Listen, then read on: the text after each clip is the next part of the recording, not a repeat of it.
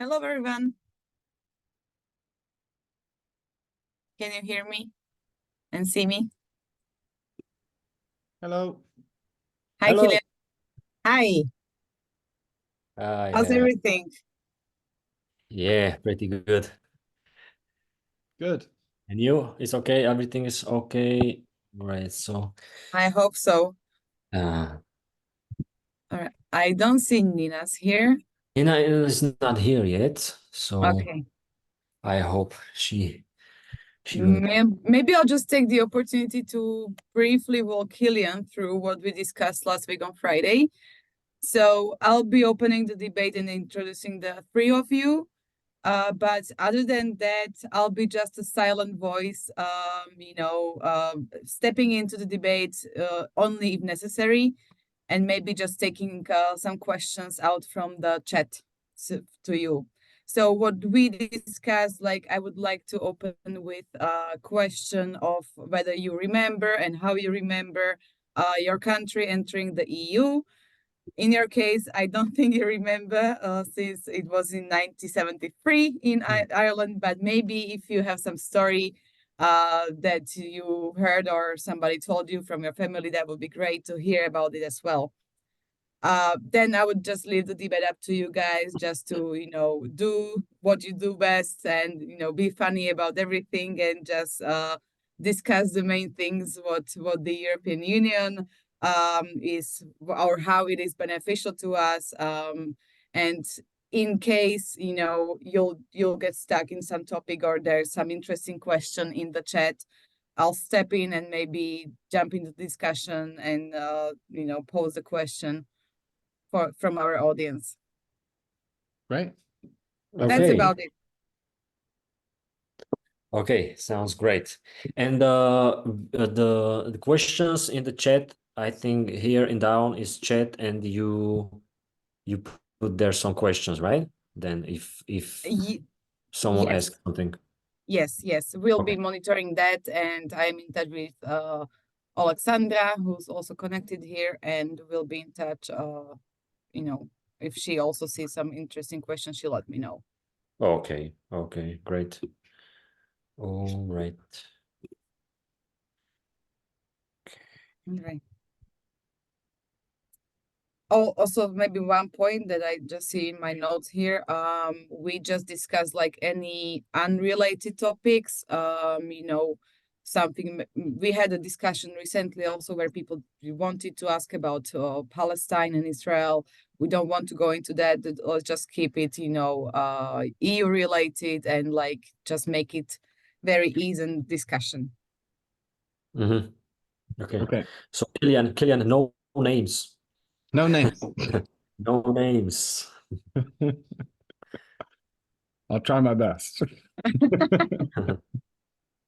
I'm just trying to remember.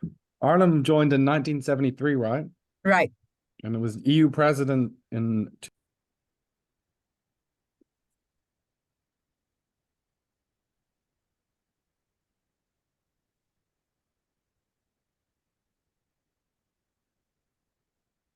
What?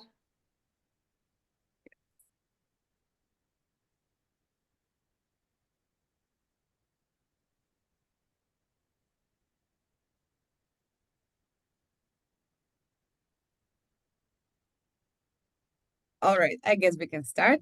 Hello, everyone. Thank you very much for joining this virtual event, Zoom call titled The Best Choice Remains the European Union.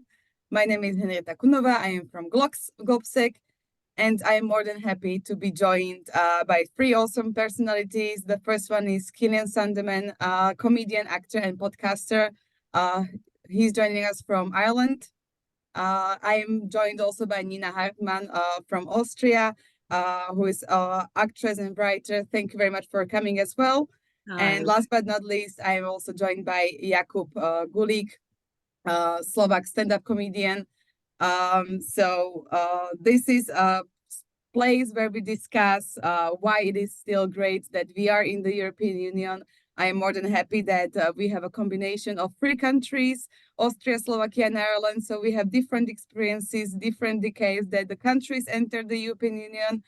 And my first question actually would be to all of you three guys. How do you remember your country entering the European Union? Ireland was the first one to join in 1973. So, Killian, do you remember any of it? Well, I know I may look a lot older than 30 years old. I am just 30 years old, so that was quite a bit of time before I was born. So I don't remember Ireland being admitted into the EU. I do remember when we were when we held the presidency of the EU in 2004 around when I was about nearly like 11 years old. And I remember loads and loads of countries becoming new members in that year. I think we were chatting beforehand, we were saying that was like a big expansion of the EU and a lot of new countries came in. And I remember that happening and that being a really big moment because maybe Ireland had previously been quite a poor country, a country that was sort of under religious rule and all these kinds of things, and quite a conservative country. And then by 2004, we had hosted the Special Olympics. We had lots of new roads provided by the EU, and we had lots of nice things. And it felt like in this moment when we were EU president, this was kind of a nice kind of moment where we had achieved a lot as a country. So I remember that quite well. That was a strong memory of mine. Well, I'm going to pass it over to you, Jakob. If you could maybe, do you remember when Slovakia became a member? You're muted at the minute, yes. And he can't unmute himself. You can talk with your hands. We can translate it for you. It's no problem. Well, maybe Nina, you go Maybe while maybe Jakob tries to sort out his I sneak technical in issues. the meantime. Okay, I remember it was 1995 when Austria joined the European Union, and I remember at that time. I mean, I was a teenager at that time. I didn't care, to be honest, so much about that in this age. You know, you had other topics in this age. But what I remembered was people were worried about the food. This was the biggest worry to enter the European Union, because what will happen to our food? And oh my God, when the borders are open, the food will be so bad, or like the quality will lower, you know, because of the borders are open. People were really worried, you know, like, only our food is good, what grows in our country, like this. And you know, they were really worried about what will happen to our farmers. You know, can they survive? Oh my God, what will happen? And the interesting thing is that the opposite happened, because the farmers got a great subsidies because of the European Union. So it was actually a good thing when you see it now. So the worries were. Yes. So now you can hear me, right? Oh Yeah, you yes, sound we hear amazing. you. I'm back. Okay.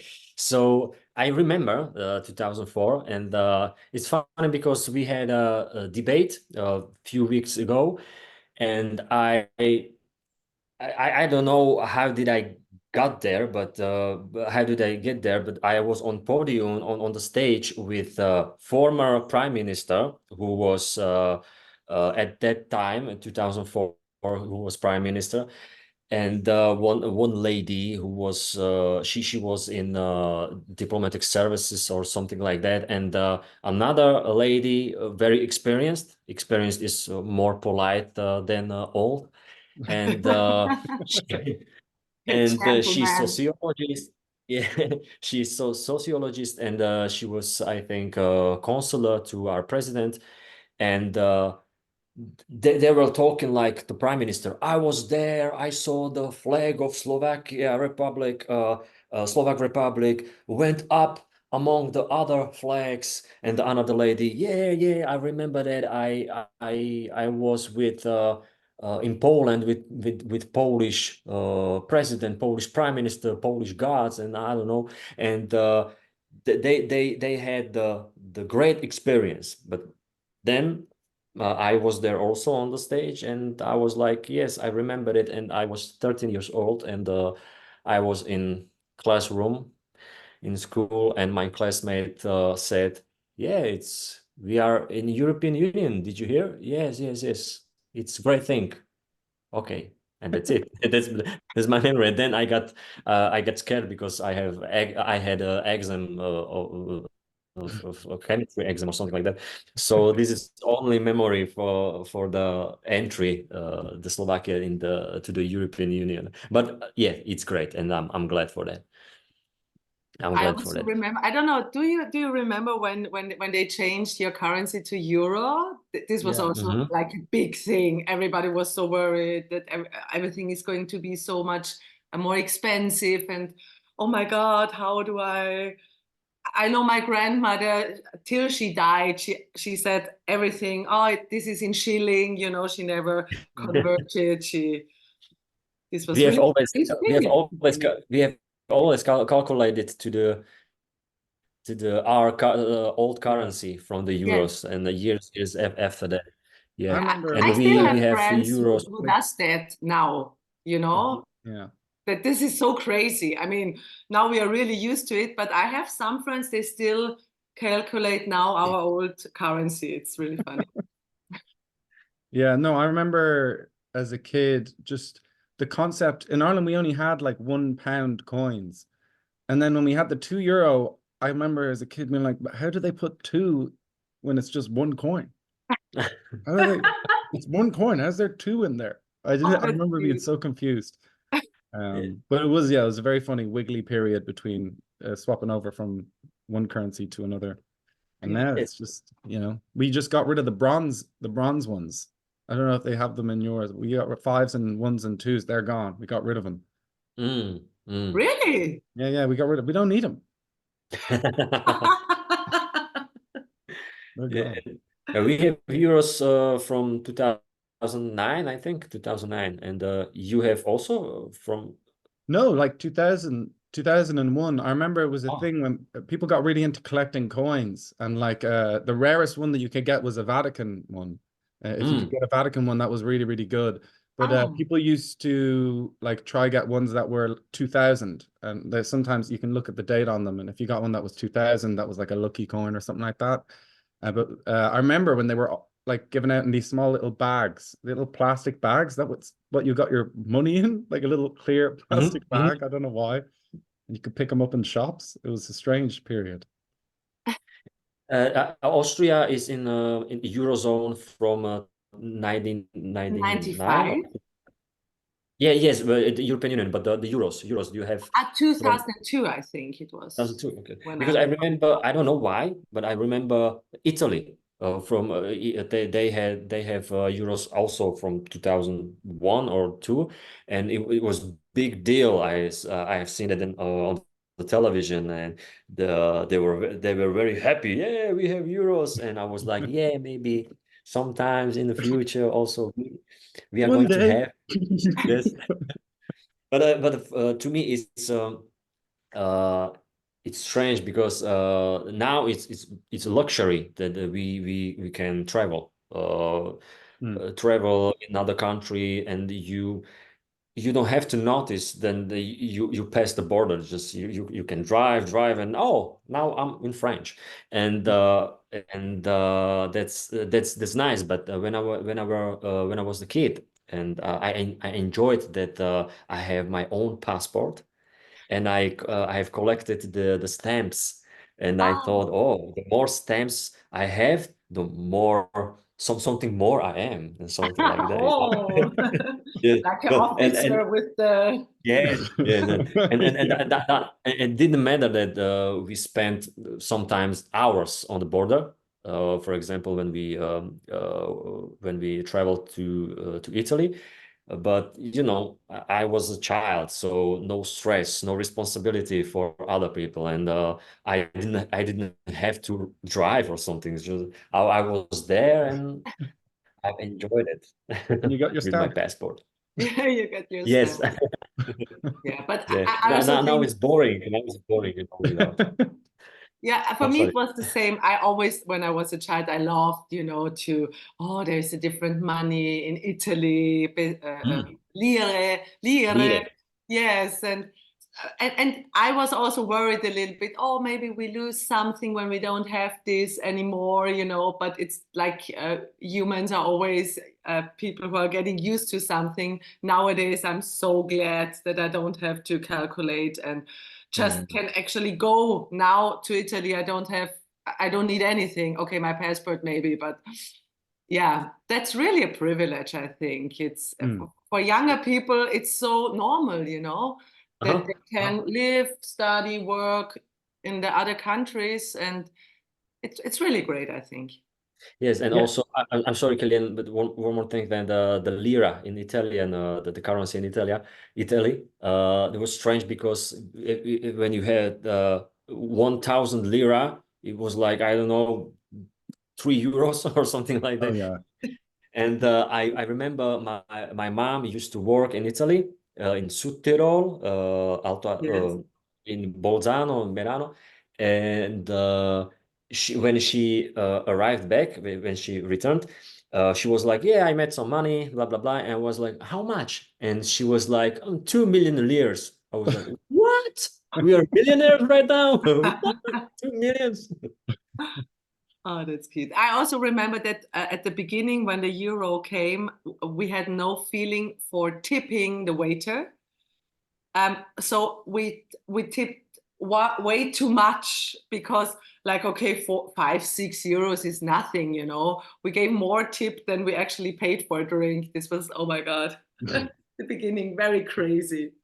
Yeah, it was, I mean, all that stuff, like all the not thinking about changing money and not thinking about it when you travel to a different country and decide, okay, like I'm gonna go work in Germany for 3 months or something like that. I think that's the main thing that I would not consciously like about you know, being part of the European Union is these very basic things, but they are just incredible privileges that tomorrow I could decide, oh, I'm gonna go, you know, work in France as a, you know, as a chef for a while. Well, they obviously won't let me cook in France because I don't think they let a big potato eating Irishman do what he wants to a French menu.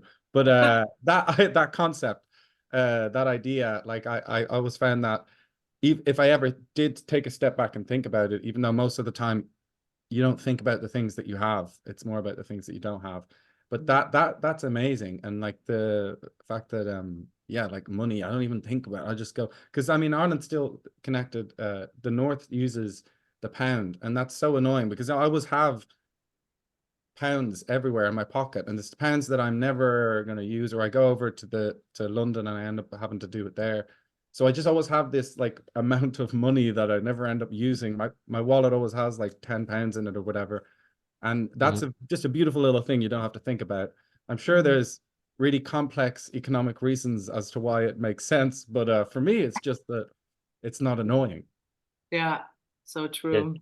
I I still have can so If I can just some briefly, very briefly step in, I would like to encourage our audience to write questions in chat.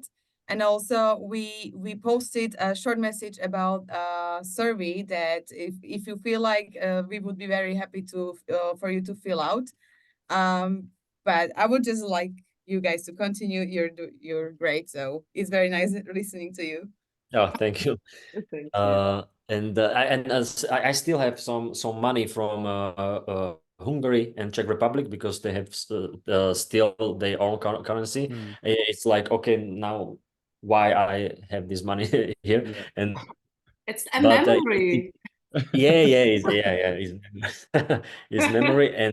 And also I remember I was a kid, and we were in Italy just for vacation, and they already had the euros, and it was complicated to me, like something in the market is like, I don't know, 4 euros, and I was like, okay, it's expensive or it's cheap, because I had to calculate it, and now it's more easy. Like you in France, on Spain, and you know, oh, okay, this is too much for me, and you going away. Yeah, it's nice that you know if you're getting ripped off or not. I mean, it doesn't mean that you can Yes, stop yes. it, but it's nice to know. Yeah. Yeah. Now you know in 1 second Yeah. in foreign country you are broke or not. Yeah, exactly. Yeah. Great. And that's good thing. Oh my Yeah, God. that's good thing. Yeah. I Mm. also remember when And I was traveled outside of Europe, all the problems with the visa, and you can stay only for 90 days, you have leave the country, all these things we don't have to, take care anymore. So I think it's a privilege. We are not so aware all the time because for us it's just normal the way it is now. yes, it's normal. And also my mom, but also my dad used to work in Italy. And then when I went to school, and so he was back home, but he did the he had his own office, and when somebody wanted to go to Italy or Austria or Germany to work, so he made all the stuff like the visa and this paper for work. I don't know how to say it. And but now it's easy. You can have some friend in Italy. Hey, do you have some free place? Is something available for me? Yeah, come here, come here. And it's that. It's not nothing more, I wish jobs were that easy to get. And, hey, Yeah. what are you doing anything this weekend? I haven't seen you 10 years, yeah. but yes, come. No, I mean, yeah, I lived in I've lived abroad twice in my life. And well, I was born in the UK, but as an adult, I've lived abroad twice. And one was in Paris and one was in America. And I lived in New York, and the difficulty with visas and working and just trying to stay in a country, and then when you're in a country, to leave that country and try to get it back into it when your whole life is there is such an extreme difficulty, especially a country like the United States, in comparison to, like, I could just fly back in as much as I pleased. I could go on little trips outside of that. I could go to the Netherlands, I could go to Germany, I could go all over. Whereas in America, that I'd get grilled at the border because they had all these questions like, what are you doing? Or what are you about? Blah, blah, blah. Which is questions I'm sure that the French would love to ask me, but they can't because I'm an EU citizen. So hard luck, you're stuck with me. Yeah. But I have a question to you guys. Do you feel as a European?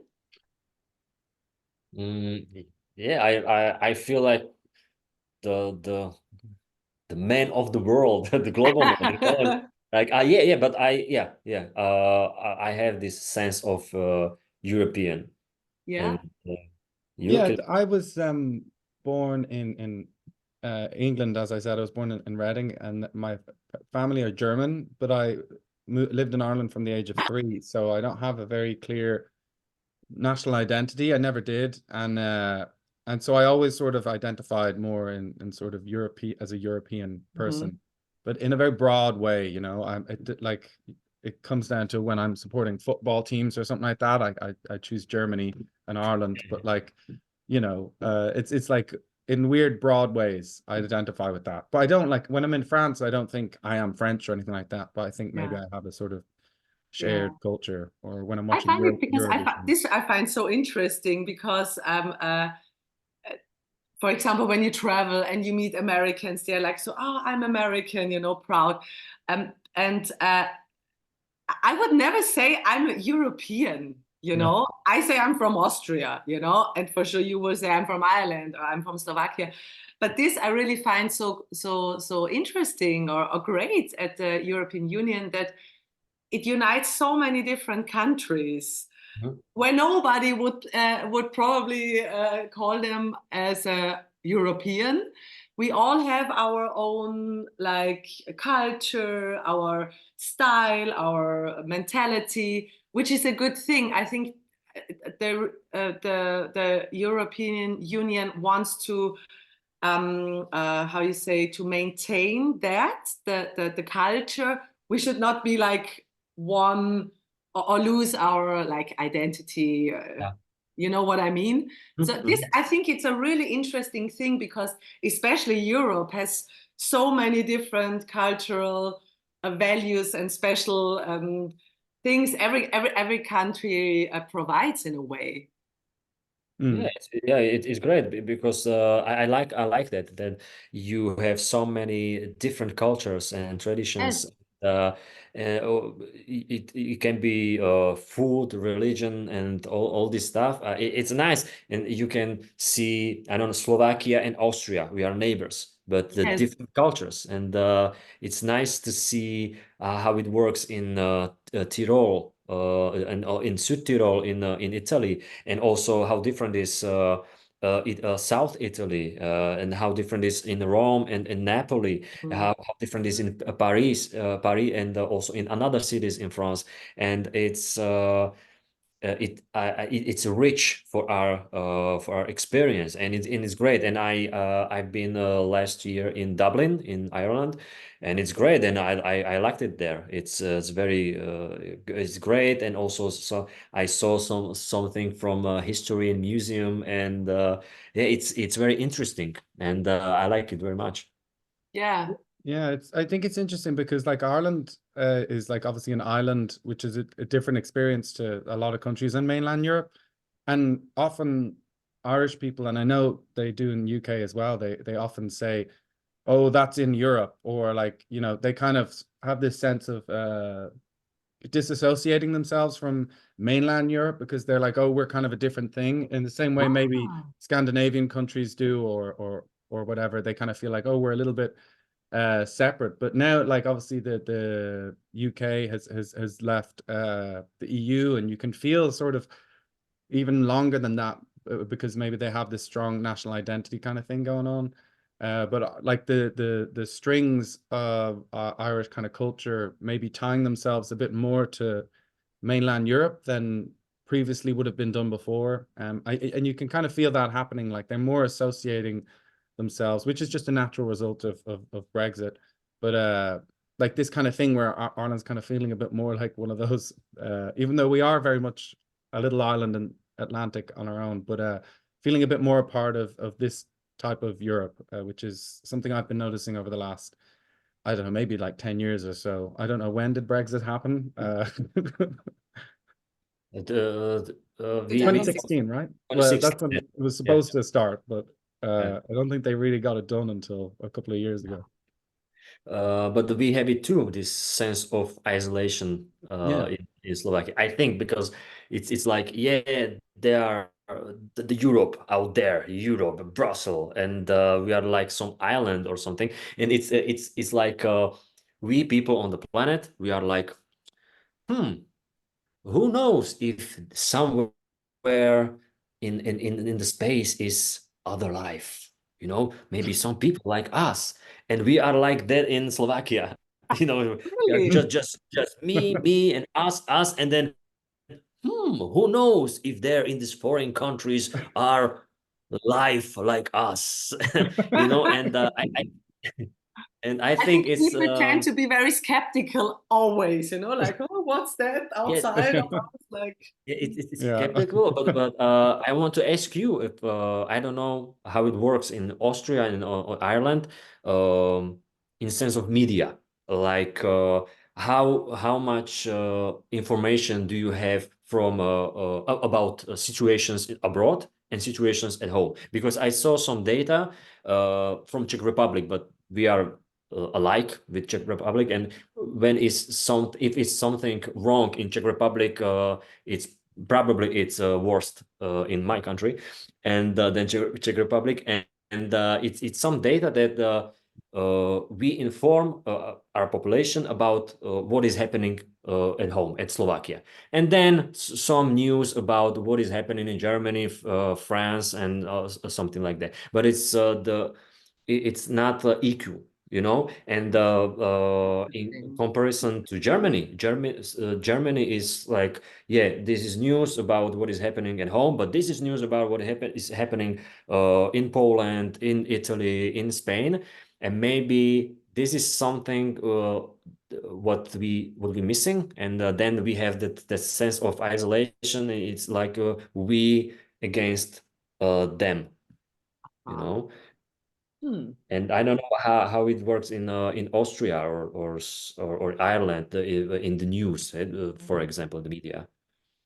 I mean, what I would say in Austria, I mean, you never know, you know, like what they show you and what's, I mean, when you read international newspapers, you know what's happening. But I have the feeling that in Austria, they report all the important stuff when something big is happening abroad. Then it's in the media, you know, and then they talk about a national politician who farted yesterday, you know, like that. So they always. When did that happen? I need to read that one. Yeah, I can send you that. Yesterday. Yeah. So I would say it always depends on the news, what's going on, and they show you the first, I would say. Yeah. Mhm. Yeah, very much the same in Ireland, with maybe a more of a focus on politics in the UK, and also quite a lot on the United States. But I imagine maybe that's the same in your countries as well. And then like all the various wars that are happening in the world, like so big things. But generally we just have domestic news, then UK and US news, and then world news. I don't know. Do you suggest maybe we have EU news? No. We have that? Yeah. No, but you know, the percentages, like maybe 19%, 90% of the news is about the domestic politics and current situation, and then just 10 or maybe less percent is about what is abroad. And I think that in the data I was talking about before, in this data was like in Germany is like maybe 70-30 or 60-40, you know. It's more equal, but I think it makes sense because in the European Union, that Germany are giving more money to European Union than they are getting from European Union, and we are getting more money from European Union than we give it to European Union. So I know that Germany wants to know, hey, world. So maybe this is the reason why their news are like that. Maybe here I would just step in this context that you were just talking about, like you touched upon feeling European versus the feeling of your national identity. In this sense, we have, you know, also data about like the European elections being maybe not as popular as our domestic elections. So why do you guys feel like we should go vote in the European parliamentary elections? Like, should we embrace the identity, or how do we embrace the European identity and maybe try to mobilize more in order, you know, to vote in the elections? And do you have also the numbers of Austria and Ireland, the last elections? The latest Don't you have? data that we have in Globsec suggests that the attendance of countries in, or the participation in the European elections is somewhere about, you know, in Slovakia, somewhere about 20% from the last elections, which is very, very sad. Yeah. So how do we make it at least, you know, 50% or something? Yeah.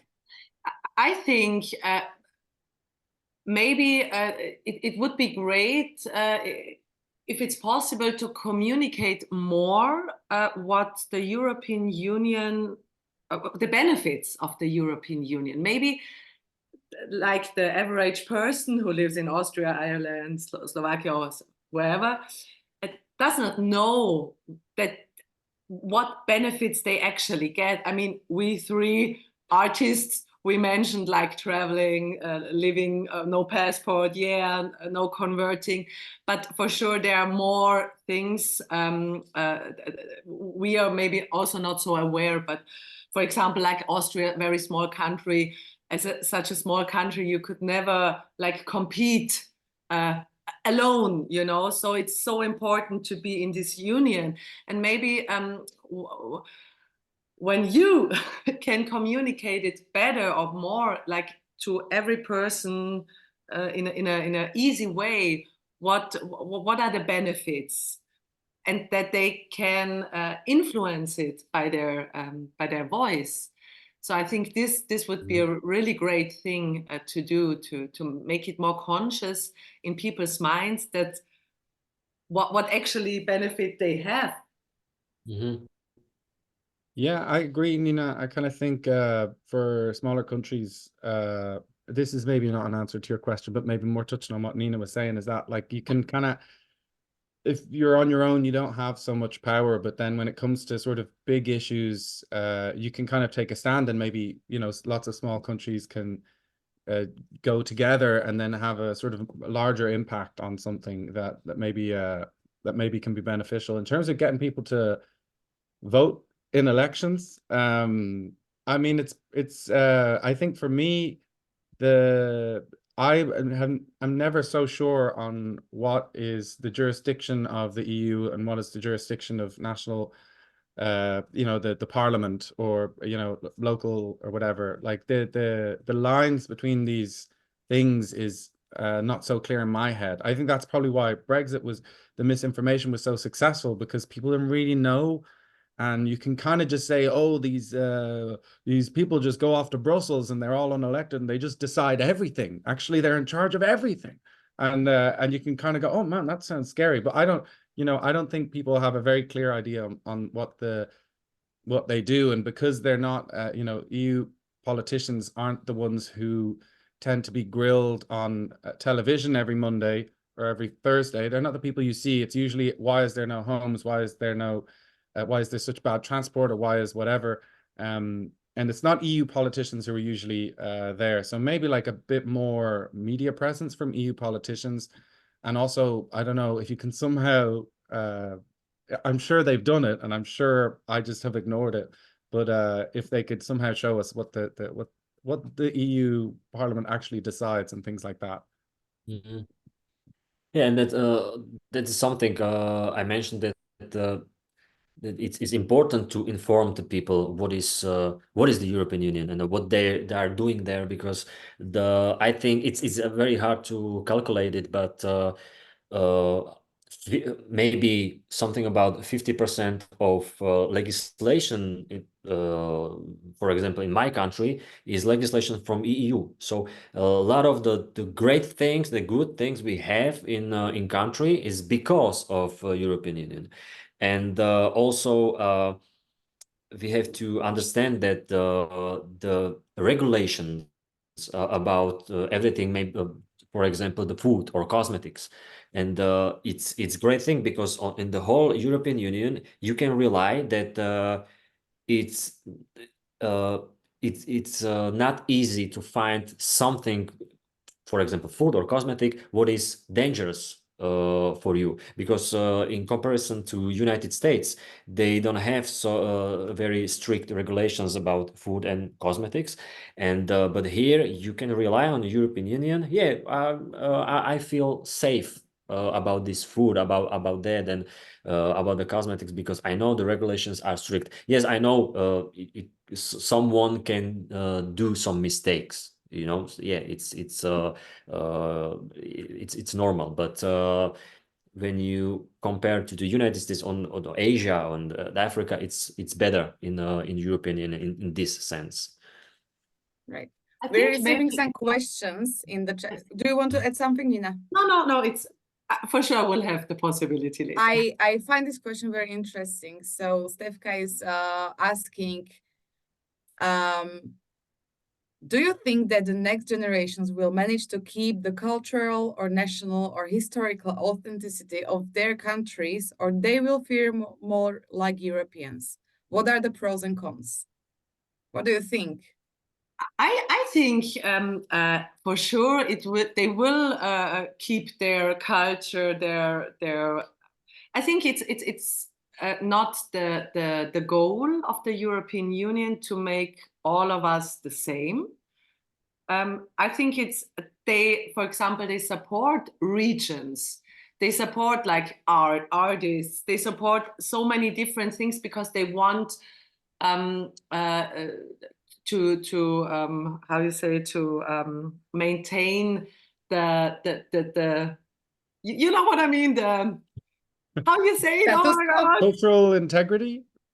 Yes, and they want people to be like, okay, Slovakian, Ireland, Austrian. I think all this they want. I think we don't have to fear. I think this is not the goal of the European Union, because they do this. Like we have our minister who is especially for that supporting regions, small regions, not big ones, that they can keep their culture and even put it on a higher podest. Yeah. Mhm.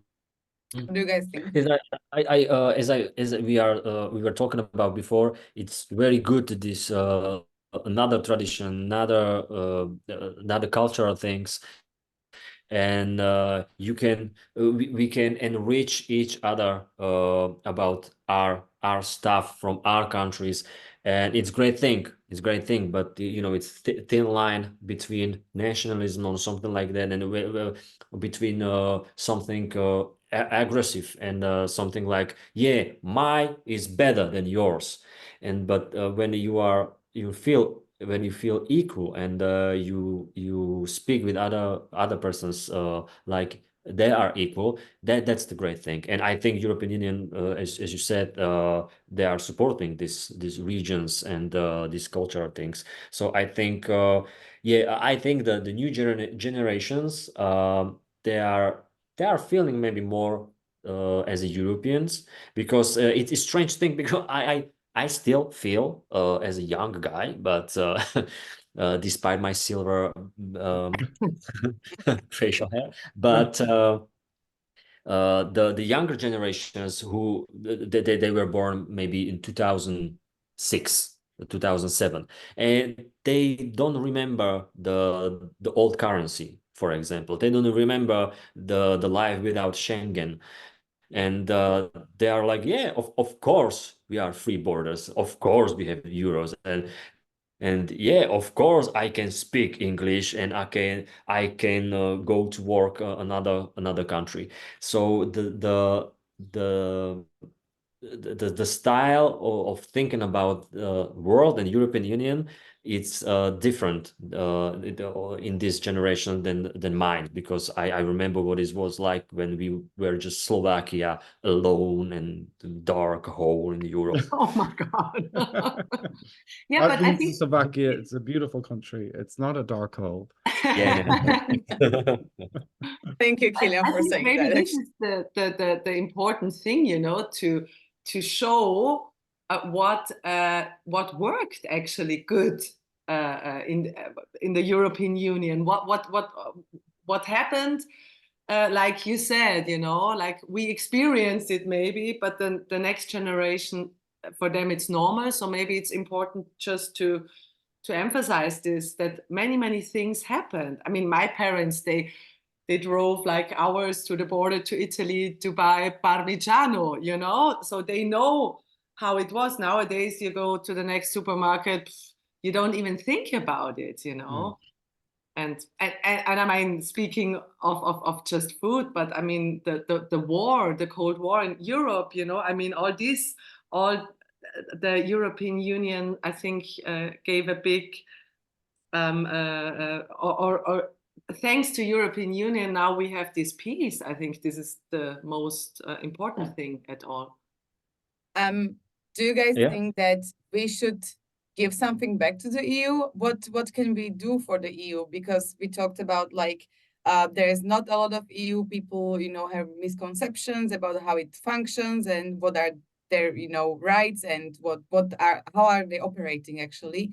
So how can we maybe embrace what the EU gives us? How we can give it back, you know, or how we can help it just to remain the successful project it is.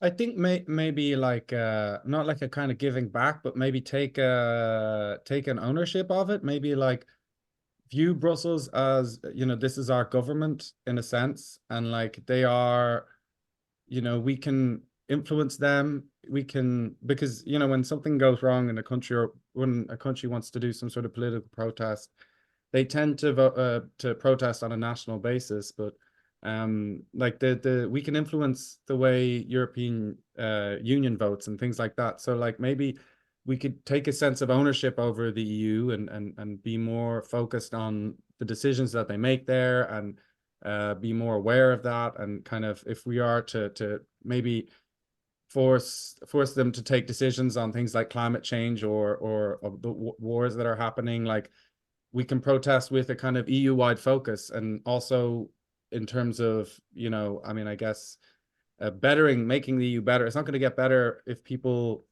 aren't aware of it. It's not going to get better if people don't focus on it. It's going to get worse because, you know, when eyes aren't looking at something, it tends to not go in a good direction. So more eyes on it probably makes it a better thing. Yeah, and I think go vote. I think there every person can support when they go vote and give their voice and take this advantage, I think. Yeah, the least what we can do is go to vote, because it's the same like in the country when we have government elections, parliament elections, when someone can say, oh, okay, but it's one vote, that doesn't matter on my vote. Yeah, but it does, because it's our government, and the uh, you are born, you were born in this country, and I know the healthcare system, maybe it's not perfect, the school system, maybe it's not perfect, but you had the opportunity to be in the school. You had the opportunity to have some healthcare, because it's not an ordinary thing in the world. So the least what you can do is voting. That this is the one thing one you can do, and then you can honor the benefits of the European Union. And then what we maybe don't realize is like the money they are spent in our countries, the roads, the railways, and the parks and Spielplatz, the playgrounds. So so this is very important, that this is not like money from heaven just like that, you know. Mm-hmm. Absolutely. Yeah. One more question from the chat. We touched upon this. How do we embrace it? What do you think would be the best way to communicate about the EU? Vladislava is asking about maybe campaigns, ambassadors like yourselves, or more civic education with focus on the EU. What do you think? And how to fight disinformation that further twists narrative? I hope that Globsec knows how to communicate. Yeah, I don't know. No Fighting pressure. misinformation is one of the biggest issues in democracy worldwide, and I don't know if any of us have the answer to fighting it at the minute. Nina? I also think it's always good to, for example, when I choose a newspaper, I think it's really good, you know. I think they're very good journalists, it's serious, and maybe it would be great if we had also a channel. It doesn't matter if it's on Instagram, YouTube, or maybe everywhere, which is like official, like where everybody knows, okay, there I get the real hard facts, you know, it's no fake or whatever. I think this would be great, where you can really rely on it. There, when I read it, for sure, it's serious, you know, because of the internet and everywhere you read so much, and I think it would be great to give informations also in an easy language, like that everybody gets it, you know, very short, like not that you have to read like an excerpt about, you know, just in that you can deliver it easy to a huge to a crowd, you know. Yeah, the one thing that's very successful here, because something that people always say is, oh, the EU gave us our roads, and well, they sometimes say the Germans gave us the roads. The Germans paid for our roads, and that's people know that because at the start of every motorway we have a sign, and it says paid for by, and it tells you the exact scheme. And I think it does that in a lot of EU countries. And this is just a very successful way that, I mean, Ireland's a very pro-EU country, like massively so. And I don't know how much of it is just that we know that these nice, lovely motorways that we have that make driving across Ireland, like, you know, a third the amount of time that it used to be.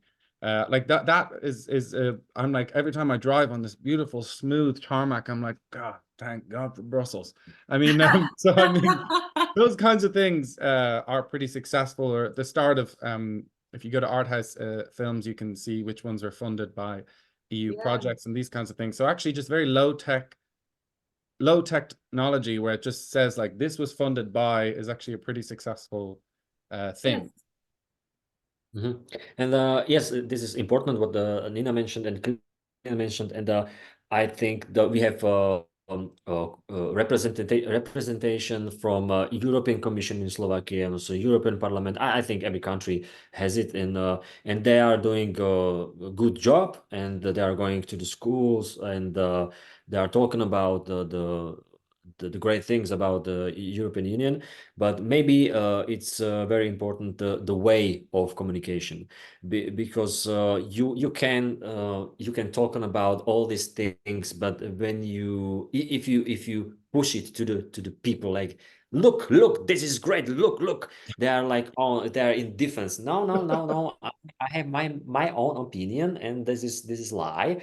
Yeah. So I think the way of communication, we have to each other more. We have to listen each other the more, because we need to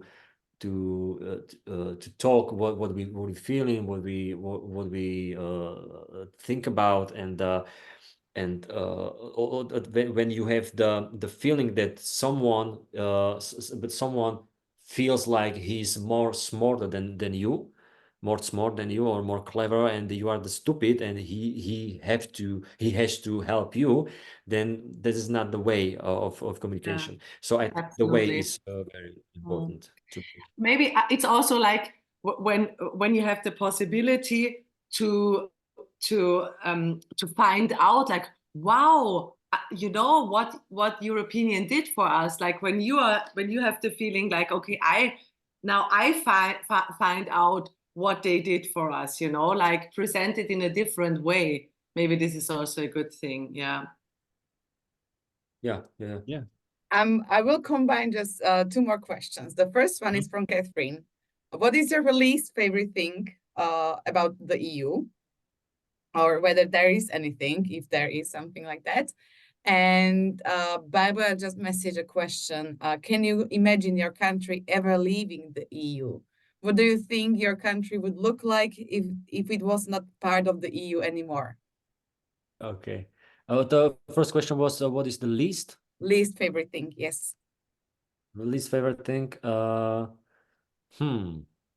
think maybe the European Union could be more maybe competitive in the sense of the global, like the superpower. You know, a lot of people in European Union, they are talking about maybe something like European army or something like that. But it's illusion, because one army European, it's not possible. But maybe more cooperating with the another armies, then we don't have to rely on other superpowers. And maybe the European Union, Europe could be a bigger player in the field of the global sense. And the second question, yes, I can imagine that my country can leave the EU, and it's a horrible image. So I hope we are staying in European Union. Yeah. Oh, Kilian, you want, or Go shall I ahead. go? Okay. What I don't like in the European Union, that they prolonged the weed killer, this glyphosate. Glyphosate. Or glyphosate, yeah. This, I think it's not a good thing, because everybody knows how absolutely unhealthy this is, and that they prolonged it, I think, for 10 more years now. So this I think would be a great thing to stop this, and yeah. And I actually cannot imagine Austria to leave the European Union, because they do really a lot for us. So I cannot not imagine that they will do it. does not even go with the exit word, you know, like Austria exit. Like Ostrich. that's yeah, Yeah, no. it's like Asterix and Obelix. It's like Yeah. it's like a comic. Yeah, the IREGs. I don't see Ireland leaving the EU. I think we associate it too much with peace, like Ireland, and also with sort of being a more wealthy country. So I mean, I don't see us ever. It's incredibly popular, and I don't see us ever leaving it. My least favorite thing about the EU, I think maybe during the financial crisis, the EU, the big crisis that it sort of faced, I felt like there were some decisions made then that were quite difficult, but also not very fair. But I mean, I felt that about every government, I suppose. But I felt specifically that was the first time I kind of was aware of the EU as a governing body or in any sense of that. And then maybe the migrant crisis as well. I felt like we could have been better on that situation, reacting in a humanitarian way as the EU and the states together. I thought we could have been better, and it wasn't maybe a very good moment for the EU. But maybe we'll get better on that sense, and I hope we do with the current crises as well. Okay. Lucas just messaged, don't you feel that today the EU is discussed too much by ordinary citizens and various alternative media in a populist and uninformed way?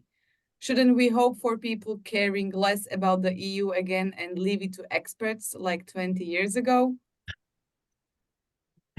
Yeah, maybe it's yeah, maybe it's a good thing that we have just 15 and 20% voters in Slovakia, but yes, yeah, it's free speech, it's freedom here, so everybody can talk about what he wants and can speak, but yeah, so that's okay. But the experts, they have do more, you know, then they have to do more. I know it's not comfortable, but maybe this is the way, because and also the way of communications, because you can have experts who are understanding the thing, the things in the European Union and all this stuff, but people are like, I don't believe them because something is wrong with them. So this guy from alternative media, he's cute, he's nice, I think he's right.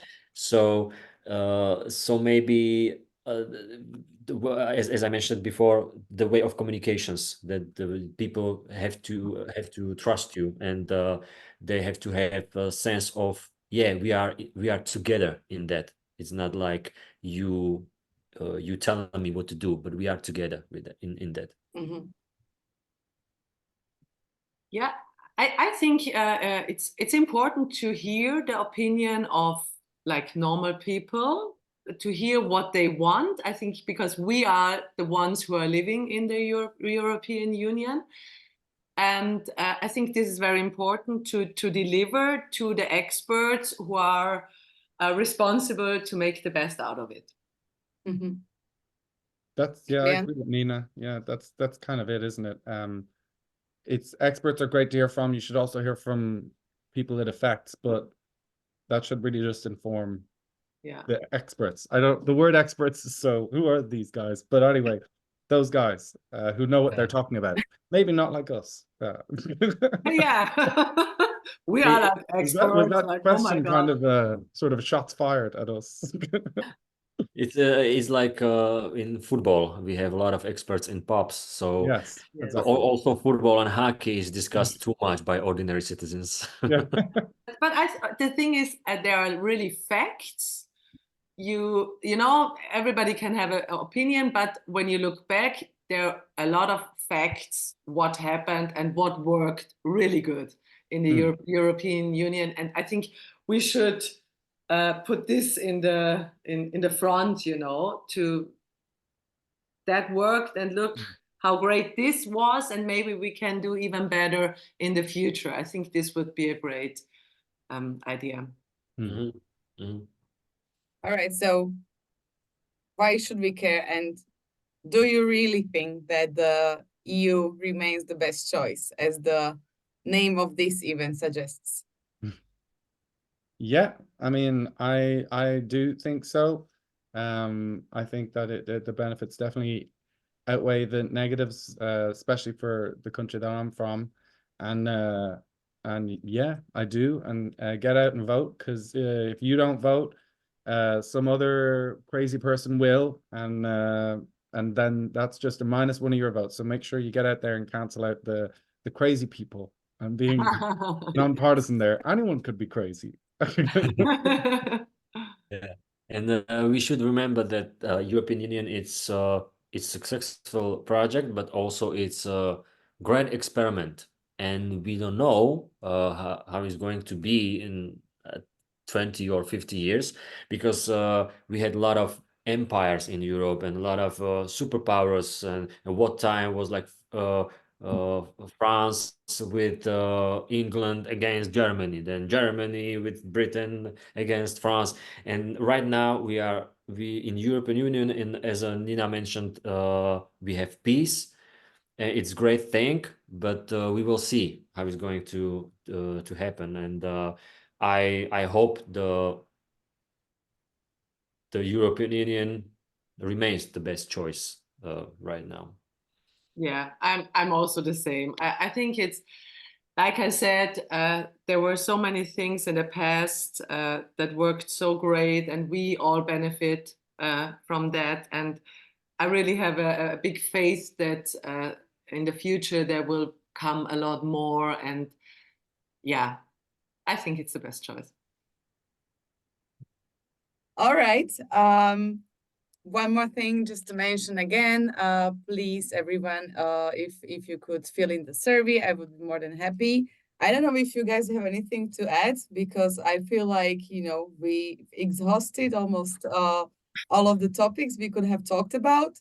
I feel like, we ended on a very positive note. So let's just hope that the elections, go well for every country of the European Union.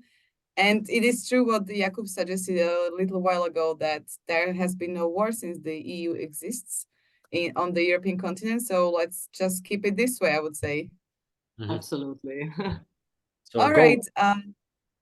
Anything else you want to add? Because we're just right on time. No, let's be very German about it, and let's finish on time. We didn't bring Germany into the debate. We Yeah, talked a lot definitely. about Italy, yes. But all right. Thank you very much for joining. Thanks everyone who joined the discussion and watched it. I am very happy to have talked to you. Thank you, everyone. Thank Thank you. you. Thank you. Bye-bye. Thank you Have a for great having me. day. Thank you. Bye. You too. Bye. Ciao. Bye.